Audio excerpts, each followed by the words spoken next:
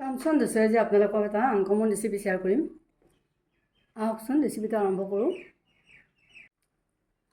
কাঞ্চন দৈছৰ পৰা আপোনালোকক ৱেলকাম জনাইছোঁ।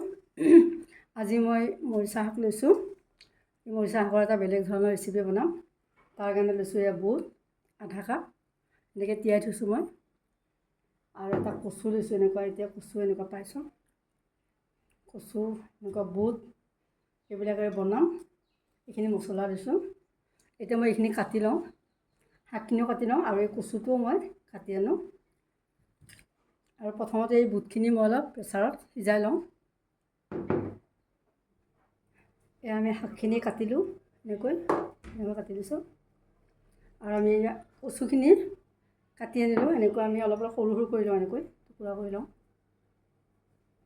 এনেকুৱা টুকুৰা কৰিম।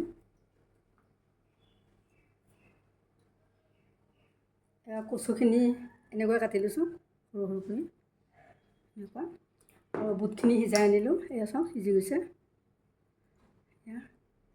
এই বুটৰ লগতে মই এটা আলু সিদ্ধ দি দিলোঁ, ইয়াত থৈ দিছোঁ। এতিয়া আমি এইখিনি বনাওঁ। কেৰাহীটো বহুৱালোঁ, ইয়াত তেল দিওঁ। আমাৰ তেলটো গৰম হৈছে। প্ৰথমতে আমি আলুখিনি অলপ ভাজি লৈছোঁ।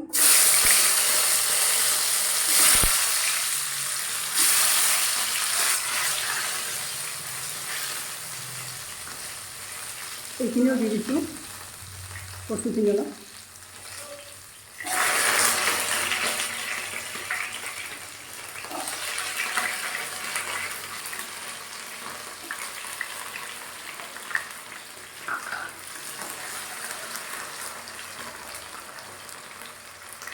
অকণমান হালধি দিছোঁ ইয়াত, আৰু অকণমান নিমখ দি দিছোঁ।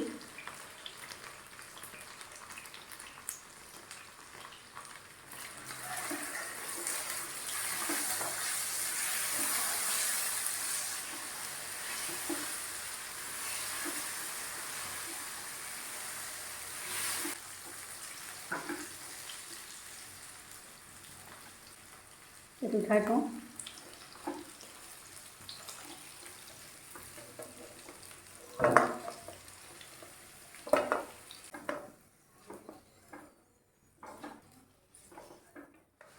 এইখিনি এনেকৈ ভাজি থলোঁ। শুকান জলকীয়া দিছোঁ, এটা তেজপাত দুখিলা দিছোঁ, আৰু এই গোটা জিৰা গোটা ধনিয়া অলপ দি দিছোঁ।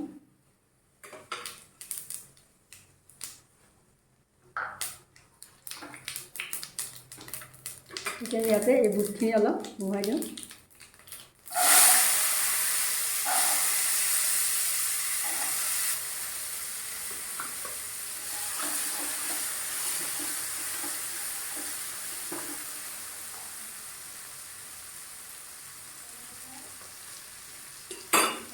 এতিয়া ইয়াত এই জলকীয়াখিনি দি দিছোঁ গোটা, নিমখ অলপ দি দিছোঁ। এইখিনি হৈ যাব। আৰু জিৰা গুড়ি এচামুচ দি দিছোঁ, আৰু জালুকৰ গুড়ি আধা চামুচ দি দিছোঁ। এইখিনি আধা 1 মিনিটমান ভাজি এইখিনি বহুৱাই দিম। এতিয়া আমি এটা শাকখিনি বহাওঁ।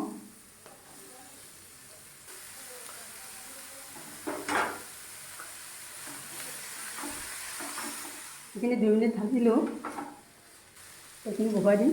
এইখিনি ভাজি থৈছোঁ আলু আৰু কচু।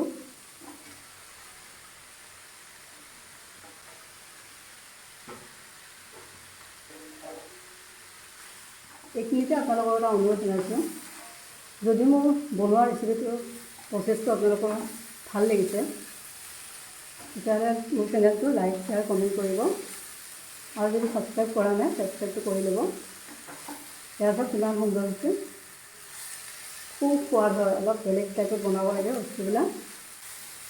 এতিয়া আমি অলপ ঘিউটো মিডিয়াম দিম, পূৰা ঘিউ দিব। 5 মিনিটমান লাগিব। এটা আদা এচামুচমান প্ৰথমতে দি দিছোঁ, পিছত আৰু অলপ দিব লাগিব। এইখিনি মিডিয়াম জুইত 5 মিনিট ভাজিলোঁ। চাওক কেনেকুৱা হৈছে, ইমান সুন্দৰ হৈছে। এতিয়া আমাৰ হৈ গ'ল। আমি লাষ্টত অলপ ধনিয়া দি দিছোঁ। চাওক ধনিয়াখিনি কাটি থোৱা ধনিয়া।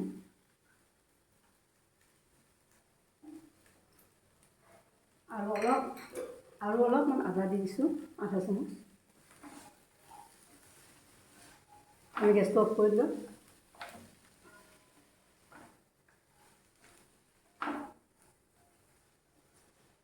বহুত টেষ্ট হয় এনেকৈ অলপ বেলেগ ধৰণে খালে, টেষ্টবিলাক বহুত ভাল লাগে খাই। আপোনালোকে এনেকৈ ট্ৰাই কৰিবচোন,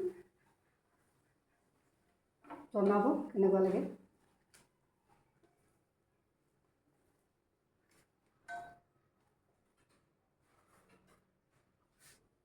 এতিয়া আমাৰ শাকৰ ৰেচিপিটো হৈ গ'ল। চাওক কিমান আনকমন লাগিছে, খাবলৈও বহুত আনকমন হয়, মানে টেষ্টি হয়, বেলেগ ধৰণৰ হয়। আপোনালোকে এনেকৈ ট্ৰাই কৰিবচোন। ফাৰ্ষ্টৰ পৰা লাষ্টলৈকে চাবৰ বাবে ধন্যবাদ জনাইছোঁ। Thank U.